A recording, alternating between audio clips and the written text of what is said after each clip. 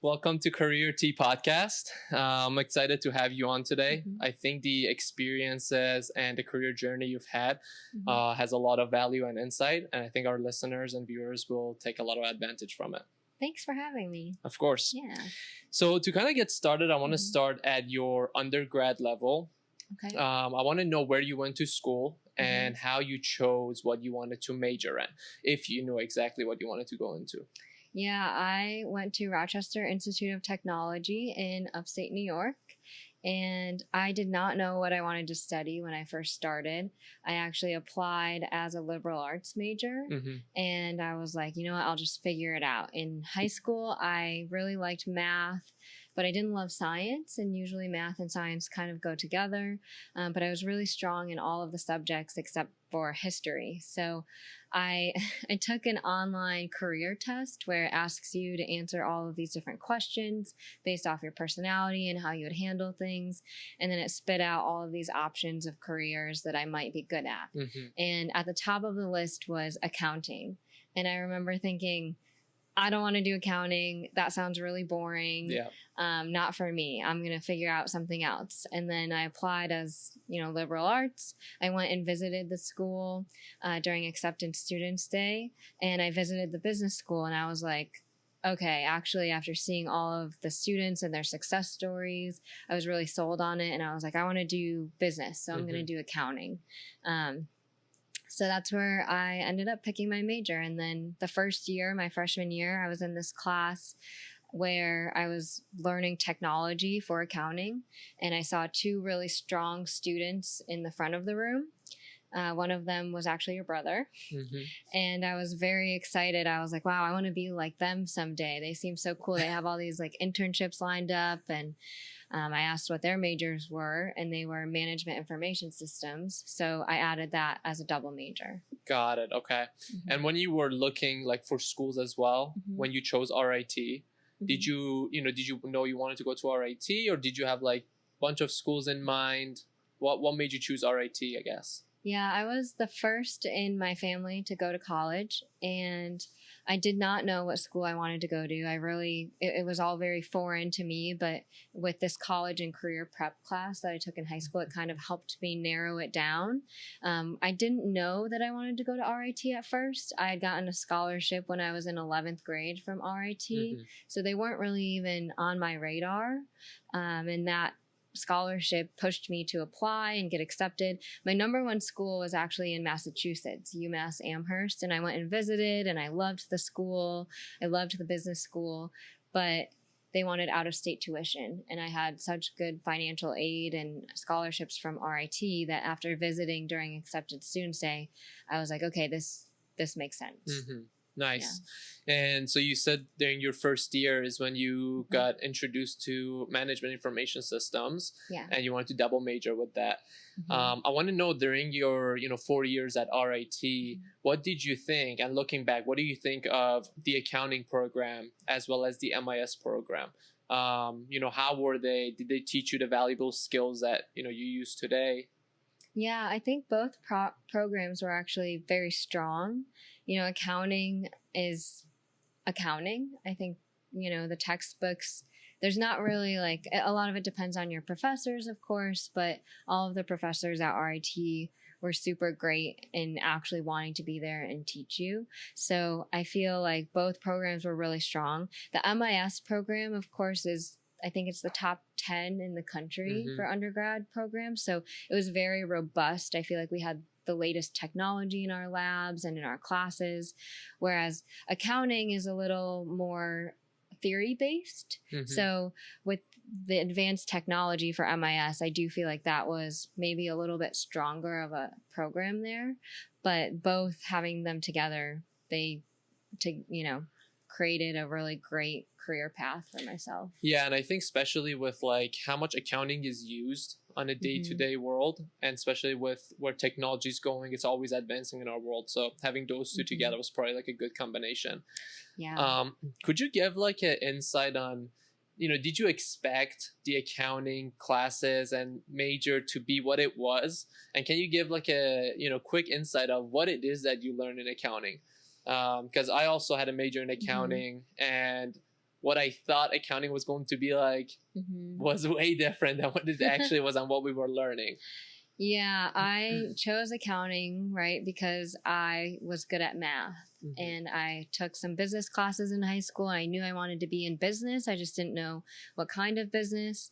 And my expectation was that I was going to be doing a lot of math. And, you know, I got into the accounting courses and I quickly realized, you know, we use calculators and Excel and we add and subtract, and sometimes, you know, we get to multiply and divide, but we're not doing calculus or any, you know, extreme mathematical models or anything like that. So it definitely wasn't what I expected, but it turned out that I was pretty good at it. And I do think that, you know, there's a saying that accounting is the language of business. And I feel like having that foundational knowledge of accounting really propelled my career with MIS as well. Cool. Now, going through, you know, the 4 years at RIT, I want to know about your internship experience, whether you did internships or not, and whether that was something that, you know, your school kind of required you to do. And tell me about it. Like, how many internships did you have? Yeah, they call them co-ops at RIT, and that's actually one of the other major reasons that I chose RIT, because they make it required for you to have a co-op. To graduate? Yes, to graduate. So, and they had a really robust career fair program. So I felt like it would put myself in the best position to get a really great internship experience, as opposed to going to a school that they might have connections, but they don't have it as a requirement. And so I did 2 internships, well, technically 3, 2 with the same company, EY, the company that I work for today, and then another one with a more local accounting firm in Rochester, New York, because I wanted to get that experience of having, you know, worked for a large corporation, but also for a small, you know, more local firm. Yeah. What years did you do your EY internship? And I guess, how did you go about acquiring that? Because, you know, Ernst & Young is a big company, known as like the Big Four, and it's pretty competitive to get into it. So I want to know, what was the route that you took to be able to get that internship and secure it? Yeah, it's kind of a longer story, but I do think that it kind of comes down to, you know, hard work pays off. And I worked really hard my freshman and sophomore year, such that I got invited to be in the honors program at RIT in the business school. And at first, you know, I was a student athlete and also working on campus and going to school, taking, you know, 18, sometimes a little bit more credits at a time. So I looked at the requirements of the honors program, and at first I was like, I don't think I can handle that pressure and all the extra requirements. And then they ended up extending the deadline. So I was like, you know what, just apply. You never know. You can always like bail out if it doesn't work. So I got accepted into the honors program, and I went on a trip my sophomore year with them to New York City. And they have an event every time with the honors program on that trip during spring break, where they meet with certain alumni from the school that contribute to a fund at RIT. And at that networking event was a partner from EY. And I remember being so nervous. I was all prepared. I like made my own business cards. They had a little like RIT tiger that was the mascot on them. Looking back, I would never use those again, but they made me memorable. So I remember being nervous and hearing that there was a partner at EY here. And I didn't know as much as I know now, obviously, about what EY is about, other than that it's a very prestigious company to work for. And so I literally talked to every single person besides the partner first, because I wanted to get my nerves out. I wanted to practice, get warmed up. And then I waited until the end to talk to the partner at EY. And we just hit it off. He said to me, he asked me what my majors were, and I told him accounting and management information systems. And he was like, that's my job. That's what I do. He works in tax technology, which is what I do now. So it was really a great meeting point of both of my majors. And he said, send me your resume. And 2 weeks later, I got a phone call from New York City. I was in an accounting class, I remember. And I was like, this is a weird number, but I was honestly kind of a little bored in class that day. So I was like, I'm going to step out and answer this. You know, it could be important. And they were like, hi, is this Megan? And they were like, we'd like to, invite you to New York City for an interview with EY. And I couldn't believe it because I was so young. I was only a sophomore. I didn't think there was any chance. I was like, oh, maybe next year they'll think of me. And they flew me down and everything. I was so naive at the time. I remember being like, okay, like, do I need to drive there? Like, where do I stay? They're like, we'll send you all the information in an email. And, you know, then I was there and interviewing and they gave me the internship. So I internshiped twice with EY, that summer after my sophomore year. And then again after my junior year, but I got to go to 2 different cities. I interned. First one was in New York. Yes. Yep. And the second one? Charlotte, North Carolina. Okay. Which one did you like more? I loved New York. New York. Yeah. Nice. And, you know, thinking about like how you went about meeting the partner and networking, I always talk about how important like networking is, you know, in securing like internships, full times. It makes it just so much easier to be able to get an internship or a job.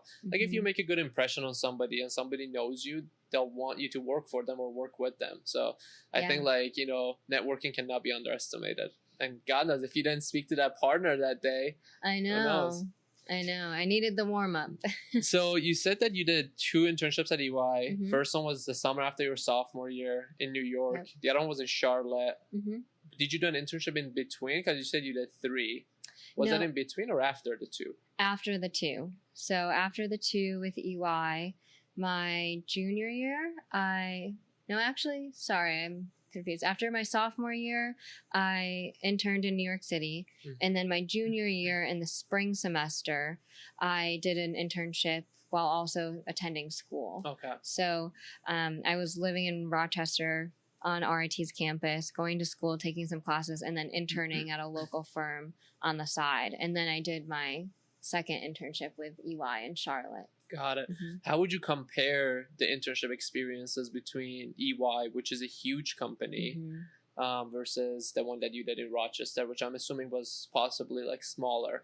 And also the experience of coming to live in New York City, you know, that the summers from Rochester. What were the differences and experiences there? Yeah, I always knew that I wanted to travel and that I wanted to be in a larger company just because I felt like there was a lot of opportunities there. And even if I went to a big company and I didn't like it, I could always come back to a smaller company.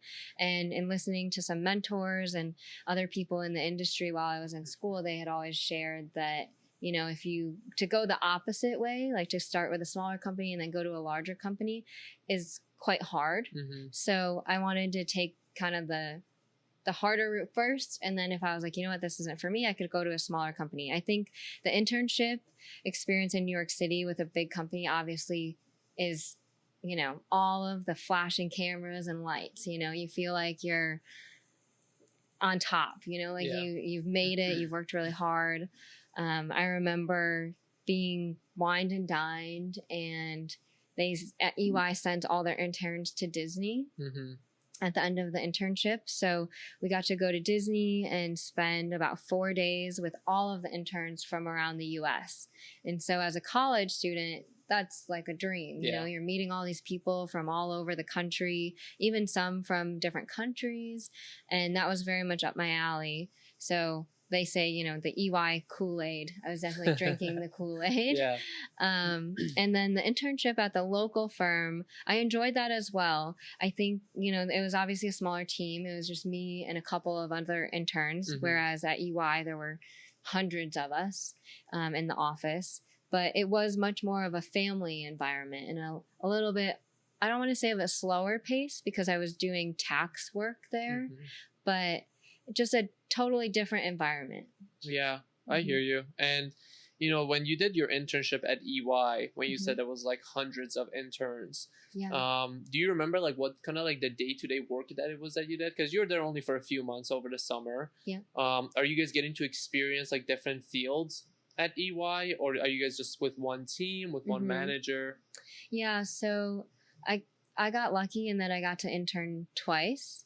So I do feel like you get a good glimpse at what you could work on. I think it's harder though in just a couple months to really fully understand the big picture of what you're doing. Mm-hmm. And so I was lucky in my first internship to be able to work on a couple of different projects. Looking back, I don't know that I fully understood the grand picture of things, even though I thought I did at the time, Mm-hmm. When I was 19 years old. But I do think that it's enough time to kind of know if you like the people that you could work with. You do intern into a specific group. So I was in the tax technology group, and then I was put on projects that were a little more of like process improvement and consulting based, less so of the tech coding world. Mm-hmm. So I enjoyed those. My second internship in Charlotte, I did get a chance to do a little bit more of some coding work, which I liked. So I was able to get a good idea. But during that internship, EY really pushed networking with the people outside of the group that you were assigned to or your project team. So I was able to meet a lot of people and just see what do they do in their day to day. Mm-hmm. Nice. So after your second internship that you do at EY, that's after your third year, I believe. Yep. So you're going to your fourth year. What's your thought, process at that point? You've done 2 internships at EY. Do you know where you want to work or what field you want to go into? Going into your fourth year is towards the end. You got to be looking for full times. What's the thought process there? Yeah, if you get an internship with EY, the goal is to leave that internship with a full-time offer. And so I was lucky to have proven myself during my internships, and they gave me a full-time offer. So I was a little skeptical about taking it, mostly because tax technology is very niche. And it wasn't a clear traditional accounting track, but it also wasn't a traditional technology MIS route. And that made me a little nervous. And so this is where it kind of goes back to, I think, the people side of things and the networking. So that partner that I had met in New York City, he had, been in touch with me. He was like, hey, Megan, we sent out your offers. You guys have until XYZ date to, decide if you want to come on with us full time. Yeah. And I ended up just calling him one day, setting up a quick phone call and telling him my concerns. And at that time, when you're in college and you're like, oh my gosh, this is a huge step and kind of defines the next couple years or the start to my career life, I was very nervous and unsure if it was the right move for me. But what he said to me, which I think was really helpful, was that, you aren't someone, and goes for everyone, you won't experience career failure, only career disruption if you decide that this is not what you want to do after trying it. So that really kind of eased my mind. And there were other factors, I did a pros cons list, but of the 2 experiences I had between a local firm and a big firm, I knew that I belonged in a bigger firm. So I ended up going with EY. Yeah. The position that they offered you, where you said you were having some concerns about, was that about kind of the role or the group you were going into? And do you remember what group or role it was? They were offering me a position as a staff, which is the entry-level position for the tax technology group and financial services. So only working on banks, insurance, wealth and asset management, hedge funds, PE clients. And that also made me nervous because it was so niche. But most of my concerns were more about career progression and wanting to set myself up for success in the long term. And I didn't know if, I don't want to say pigeonholing, but really putting myself into a specialization of tax technology as opposed to some broader technology role was the right move for me. I guess seeing that you did an undergrad in accounting and MIS, was that not a good, match being in tax and technology? It feels like it's a mix of both. Yes. So if you didn't do that, what else was catching your eye back then that you wanted to go into potentially? I did accounting because I was good at it. And I wouldn't say that I loved it. I enjoyed learning about it because, again, I do think it is very, it's a good skill to have and to know the language of business. But I really loved my MIS classes more. So in my head, I was like, maybe I want to go into a more tech role, but even in MIS, there's so many different paths that you can take. So I wasn't quite sure what that looked like. And eventually I decided just what you said, this is a good meeting point of both of my majors of what I studied. So I might as well do it. And EY also offered some reimbursement for the CPA exams, which is, one of the few government recognized certifications. So I was like, I might as well do that if I can. Not everyone can or wants to do that. So like you would pursue getting your CPA while you start at EY? Or yes. was it beforehand that you would have to get it? You can pursue it after you start with EY. I believe you have a certain amount of time to complete it once you've started. But I just knew myself and that I wouldn't want to work all day and then come home and study. So I ended up taking the CPA exams before starting full time. What's some insight that you would give if somebody's looking to take the CPA exam? Like difficulty level, how long did it take you? What advice you have for somebody wanting to study for it? Yeah, everyone is a little different, but for me, what worked best was I used Becker CPA study materials. They have great it's a very, very much a self-learning experience where you watch videos and then you do different practice exams and whatnot. But I would say just time blocking, really taking the time to do the studying. But what I did too is after taking 2 exams, because the way they structured it at the time is you had a testing window. And in that testing window, you most likely were only able to take 2 exams of the 4. And so I would take 2 exams, study for one, take one, study again for another one, take one. And then I would be on a trip to some other country. And so when I received my grades back, or whether I passed, failed, I was always in another place. So that even like if traveling for fun? Yeah, traveling for fun. So even if it was bad news, at least I wasn't, like at home. I had something else to kind of distract be your mind excited from about. it. Yeah. Now you're going into your senior year. You have a peace of mind because you've gotten your full-time offer from EY. Are you starting EY right after graduating from RIT? So I was supposed to, however, in my last year of college, undergrad, I decided that I wanted to go and get a master's. I needed about 3 extra classes to have enough credits to sit for the CPA exam.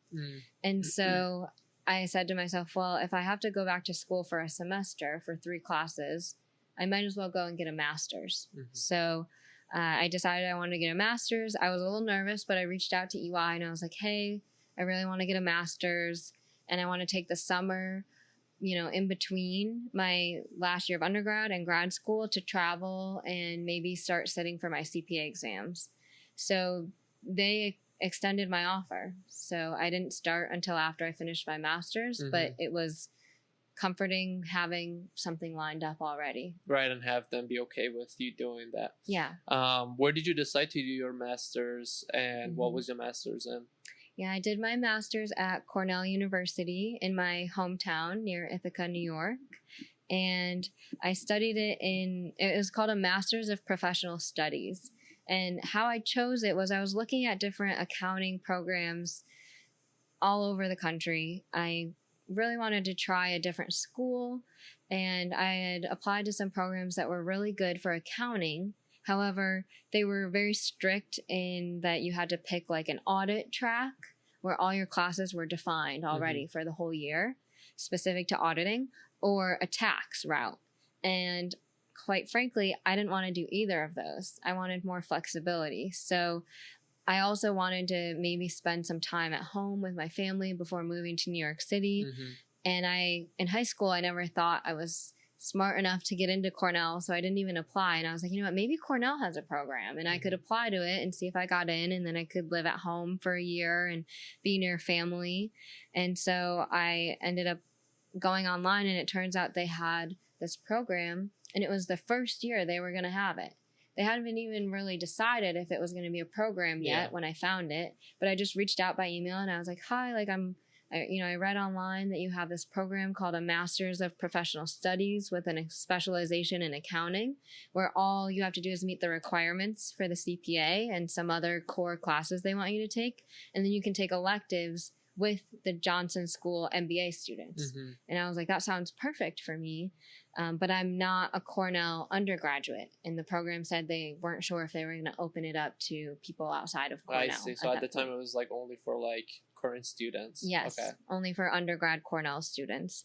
And I reached out by email and they said they would let me know. And turns out they opened it up. So there were a handful of us not from Cornell undergrad in that program that year, but it was the very first year that they had that program. So that was kind of cool to see it start off. Yeah, perfect timing. And you were a part of it. So did you enjoy that program at Cornell? And do you think like you learned like valuable information to kind of kickstart your career at EY? Yes, I loved that program. I loved the flexibility of it because it really fed into my entrepreneurial spirit, where I have a great passion for international business as well. So I was able to take some classes like Mandarin. I also was able to take classes with other MBA students. And just back to the networking point, those students in the MBA program are usually coming from industry. You know, they have at least 5 years experience and they come from all different walks of life and backgrounds in different countries. So I think that alone was a huge benefit and experience, getting able to use the resources that Cornell had. Going on some trips abroad, I got to go to Israel for 10 days and visit a bunch of different startup companies. Nice. Some of the classes were really tough. I actually remember all of us that didn't go to Cornell undergrad, we were struggling to adjust. We would... for the first 2 months, at least, we would be like, did you have a mental breakdown today? Yeah, me too. Cool. So, you mentioned that you were kind of mixed in with other students that had like industry experience. I've heard both point of views where some people say it's better to get some professional experience and then go get your MBA or master's. And then I hear some people saying that it's best to after school, just go get your master's and MBA and that will kind of get you ready for your career. Do you have an opinion on like which one would be better, or you think it just depends situationally? I think it's very situational for sure. For me, I needed the extra credits. So, I was like, why not get a master's? An MBA to me, after looking at some of the courses, felt almost a little repetitive because it's a lot of business classes like Accounting 101 and 102. And I had taken all of those in undergrad. So I personally didn't choose that route. Now that I'm 5.5 years into my career, that is something that I think about sometimes is, should I go get an MBA? A lot of people say you should, go get an MBA if you want to maybe make a career pivot or you want to get to the C-suite.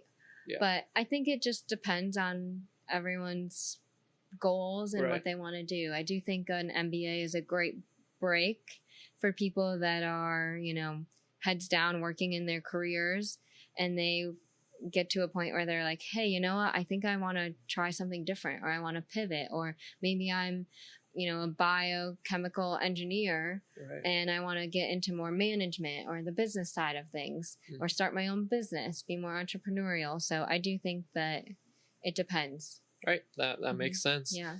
So when you're starting your first year at EY as a staff consultant in the tax and technology group, can you describe the transition that you experienced? I know there was like a gap because you went to Cornell, but what was like the difference and transition from being an intern versus now being a staff at EY? And what were some of the challenges that were new to you that you faced?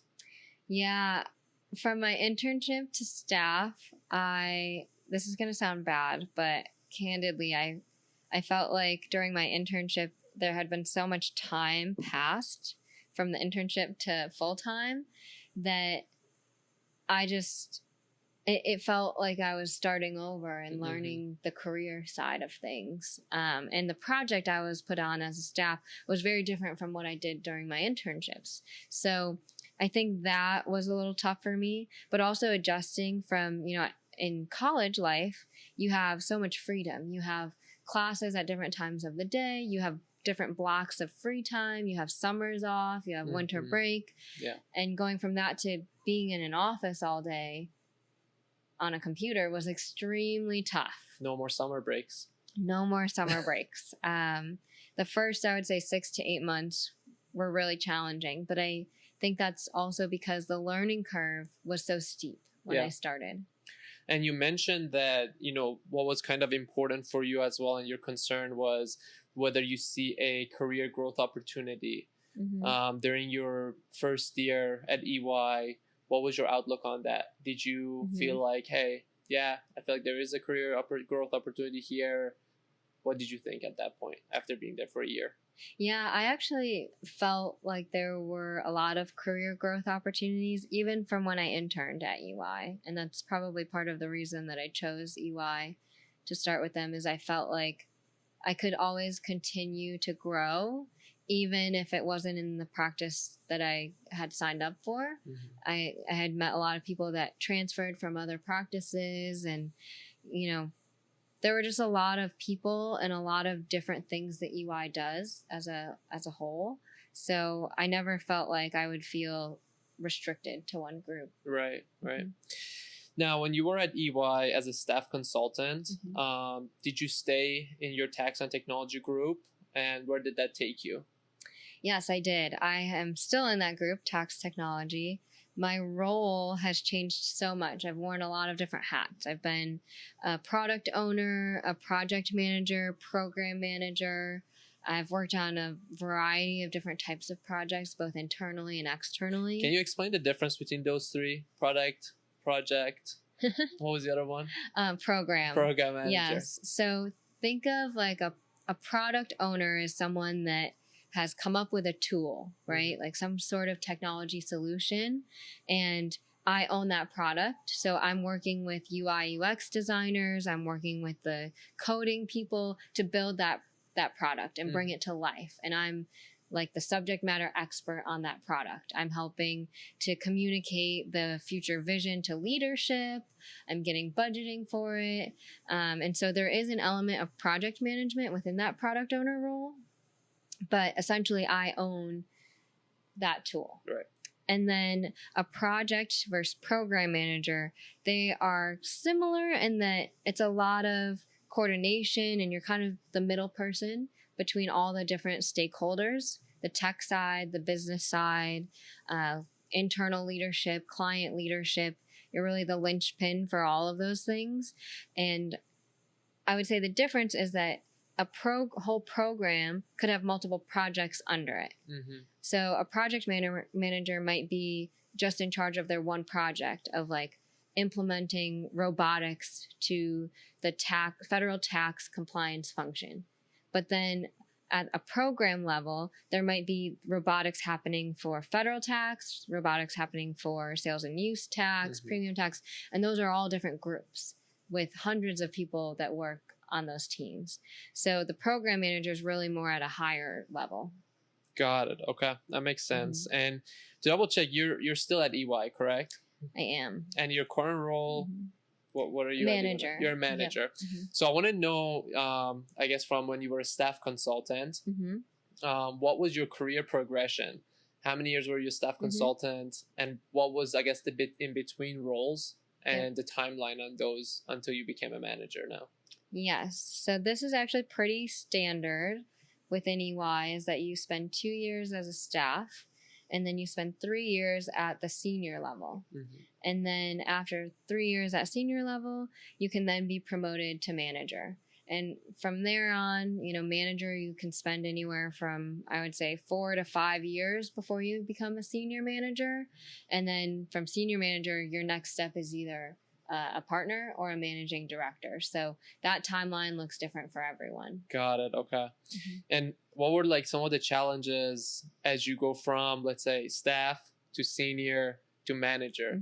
What are the challenges that you face, and I guess level of work? How does that change? Yeah, I would say as a staff, you are very much learning and doing a lot of, the grunt work per se. You're learning the ins and outs. You're doing things to learn the basics of a project. and learning eventually how to run that project. I would say you often have a senior or a manager kind of guiding you and telling you what to work on and reviewing your work, things like that. Whereas once you get to the senior level, you have a little bit more autonomy, and they have an expectation that maybe you're working on some business development internal work as well. But you also are expected to start delegating to someone else. So you're now a senior. They want to see you working with a staff and teaching them what you learned as a staff. And then that just escalates even more as a manager, where at manager level, you now not only have to manage a team that's under you, which you've built up over your 3 senior years, but you're also now accountable as the manager. And you are sometimes working directly with a partner as opposed to having a senior manager and then a partner. And you also have sales goals now. So you have to reach a certain amount of sales per year. So those are all a little different, a little more pressure, a little more accountability. So how long have you been in your manager role now? About a year. About a year. Yeah. So it's still kind of in the new stages. Very much new. It has definitely been a transition. I will not say that it's been an easy one, for sure. Most stressful, maybe. Definitely stressful. I think a lot of it is the added pressure and just expectations, because if you're a strong performer as a senior, you're used to being really good at what you do as a senior. Right. But that shift to manager is a little bit harder, because you're now not just delegating to someone who's one level below you. You might also be having to train a brand new staff. Someone who's new completely. Brand new. Yeah. And it's funny because I remember when I was a staff and I worked directly with a senior manager, we had such a gap in our knowledge. And I just remember being like, he would say sometimes even too, like, words that I was like, I don't even know what that means. Yeah. And it was really hard for me. He had high expectations of me, but I'm better for it now. But that was really, really tough to go through. And so now I'm on the other side of it. And it's just funny because I can see where he was maybe frustrated with me and I was frustrated with him. And it's just funny being on the other side now. Yeah. I'm so glad that, like, you know, it's interesting to hear you say that and have, like, that perspective, and you remember what you went through. And I think that's, like, a key part, and I think you'll be a great manager because you are thinking about those things. Thank you. You know, I hear a lot of people talk about similar experiences where, like, they feel like they don't know enough, or they hear the higher-ups talking, using terms that they don't know, and sometimes you feel completely lost. You're like, oh, should I be knowing this or not? But you, on the other hand, you've experienced it, so you're going to approach the situation differently because you've been in their shoe. You know how it felt. With that being said, would you say that you experienced, you know, in early parts of your career, experienced any imposter syndrome? And how do you overcome that? Because I think early in people's careers, especially, you know, their complex careers, you're going to hear terms, you're going to hear things, and you're going to feel like, do I know this? Do I belong here? Am I smart enough? Yes. How do you overcome that? I definitely have felt imposter syndrome at multiple points. I would like to say there's this phrase that actually one of my best friends introduced to me, and I think it sums it up pretty well. And it's enjoy the suck. It sucks. It does not feel good to feel imposter syndrome, but I think there's a couple things that you can practice to get out of it. And one of those is finding ways to enjoy what experience you are getting. There's a reason they invited you to the table. There's a reason that you were chosen to be there as opposed to someone else. And sometimes, you know, I do this sometimes where I'm invited to the table and I might not participate. And sometimes I'm like, should I be participating? Oh my gosh, like everyone else is talking and so knowledgeable in all these different areas. And I'm sitting there like, I don't even know what you just said to me. I have to go look at my notes again and then maybe ask like 10 follow-up questions of what all of that meant. But there's a reason you're there and that they want to train you, you know, and like, what are the positive sides of this? Of like, yeah, this kind of sucks. I feel dumb. I don't know what's going on, but the next time I come to this, I'm going to be a little more knowledgeable. You learn a little bit. Yeah. Yeah. So essentially just like looking at the positive, full part of the glass and taking something away from the negative parts. Yes. Yeah. I remember like in the early parts of my career, I've been in the meeting sometimes and it's like, I'm the lowest level in the meeting. Mm-hmm. Everyone else is higher up. And my manager sometimes would say like, why were you so quiet? And I'm like, I didn't know what to say. Like, I'm listening, I'm learning, you don't want to jump in and say the wrong thing or like, you feel like you're going to make yourself look stupid. But I think it's all about like learning experience, whether from the positive or the negative. Yeah, there's actually this activity we did at EY that I think I go back to often. And it was a video that we watched called A Peacock in the Land of Penguins. Mm-hmm. And the whole premise of it was that you were hired as the peacock, which is you, to be you, right? But oftentimes what happens is the peacock comes into the land of the penguins, which is the job, and everyone's like a well-oiled machine, right? Like they're working super well together because they've been together for a long time. And you come in as the new person or a new manager in my case, and you're like, oh my gosh, I don't fit in here at all. But remembering they promoted me for a reason. Right. They believed in my potential to be a manager. So just remembering to be you, and in those times where you get nervous of like, should I speak up? Should I not? Remembering that your thoughts should be shared. There's a reason they invited you to the table. You see something that someone else doesn't. Right. So now that you've been a manager for a year, can you walk us through like what a day-to-day looks like for you as a manager? Mm-hmm. And two, do you think that you have the same, I guess, you as a manager, but other managers as well, do they have the same level of support at this position versus being a senior? Because like you said, when you're a senior, you're still taking work from your manager and then delegating it to staff below you. Yep. Now you become a manager. Is there still same level of support from anybody above you? Mm-hmm. I would say my day-to-day, there's always a lot going on. I would say I have, like me specifically on the projects I have now, I'll have daily stand-up calls with my team, check in on things, where they're at, make sure we're all on the same page of what needs to get done. And I think part of that is being able to, as a senior, you're the doer, right? And being able to step back and allow others to do for you and trust that they're going to do a good job and you're now the reviewer. So that's a lot of what my day looks like. It's a lot of, using my knowledge and experience to be forward thinking of what do we need to prepare for this project, and then being able to empower those that work under me to be able to help us get to that point, because my time is limited. So if they can work on this while I'm in these back-to-back meetings, then we can be more efficient together. So that's a lot of what my day-to-day is like. Talking with leadership too about other decisions that are being made at the higher levels, communicating down with the lower team members. And then as far as support goes, it's funny that you say that. I actually feel like I have more support. I think coming in as a staff, you have a peer advisor, a counselor, the mentors that you work with, your team. And I still have those at the manager level, but because of the shift in the accountability and it more being on me, I have to shift my mindset a little bit to be like, okay, instead of just saying to my manager, yes, I'll get that done. You've got it. Like, I can do that. And like, oh, manager, what do you think about this? What do you think about that? I now get to make the decision. So I wouldn't say it's I've received tremendous support, so I really can't complain. But I think the manager level really challenges you to speak up for yourself and advocate for yourself in a different way than what you're used to doing for the first 5 years. Yeah, that makes total sense. Now I want to touch base a little bit regarding career opportunities at EY, right?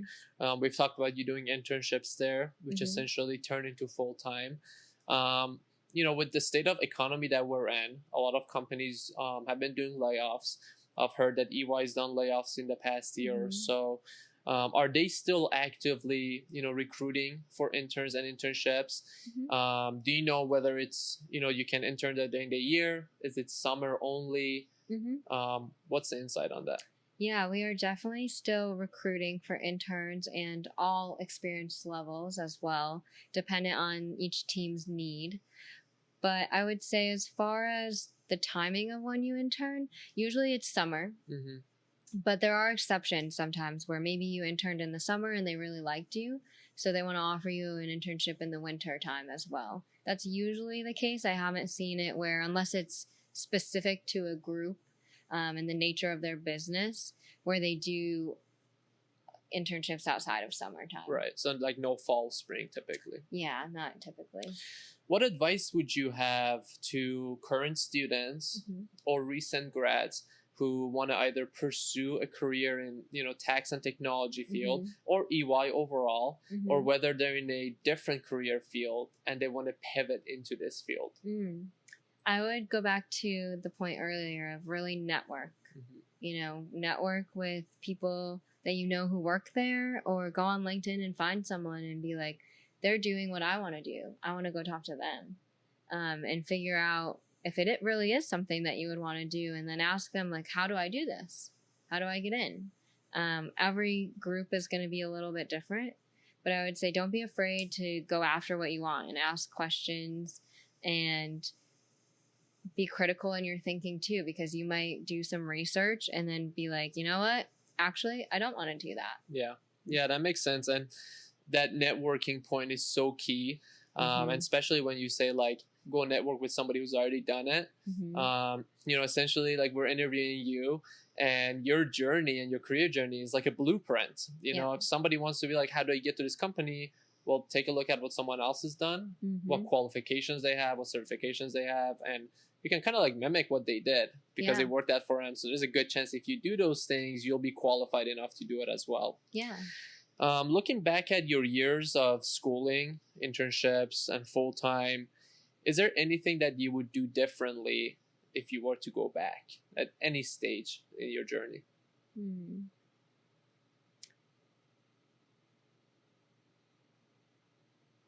Honestly, no. I had a really great schooling experience. I guess the one thing I would have done differently is that during my master's, I would have gone on the trip to Africa. Okay, that was offered to you? It was an option, but I was a student and I didn't want to spend the money to go do it. It was during spring break. And I chose to do a volunteer income tax trip to LA instead, which I do not regret at all.